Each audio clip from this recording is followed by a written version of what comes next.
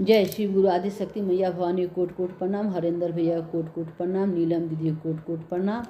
सब देव लोग कोट कोट प्रणाम। सब देवी लोग कोट कोट प्रणाम। हे शिव गुरु रौरागढ़ धानी घटघट वासी अविनाशी दीन बंधु दीन दयालु है कृपालु है। अनाथों के नाथी कालों के महाकाल है देवों के महादेव है। गुरु की कृपा करे। अपने तबसनी गुरुजी पर्वत पहाड़ पर। अपने तबसनी गुरुजी पर्वत पहाड़ पर।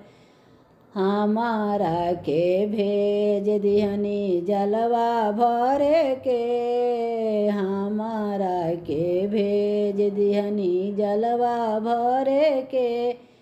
डरवा लागता ए गुरुजी अररिया देखी के। डरवा लागता ए गुरुजी अररवा देखी के। अपने तबसनी गुरुजी पर्वत पहाड़ पर।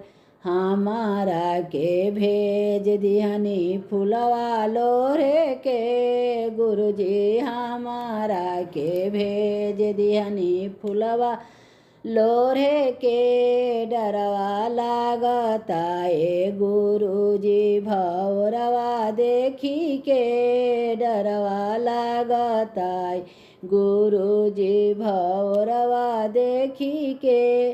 हमारा के भेज दिहनी भंगिया तूरे के। गुरुजी हमारा के भेज दिहनी भंगिया तूरे के। डरवा लागता ए गुरुजी भौरवा देखी के।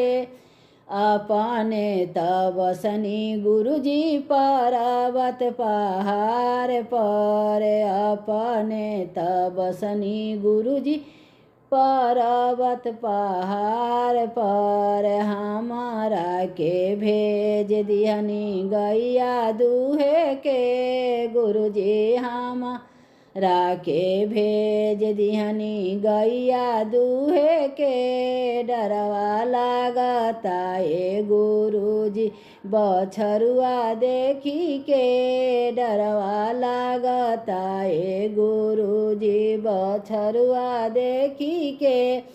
अपने तबसनी गुरुजी पर्वत पहाड़ पर।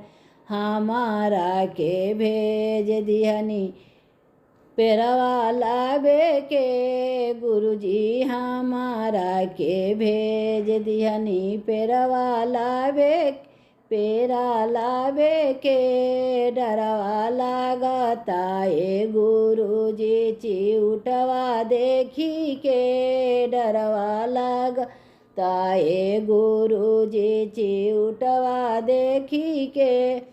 अपने तबसनी गुरुजी पर्वत पहाड़ पर। अपने तबसनी गुरुजी पर्वत पहाड़ पर। हर हर महादेव। दया करी महादेव कृपा करी महादेव। आदि शक्ति मैया भवानी की जय। सच्चे दरबार की जय।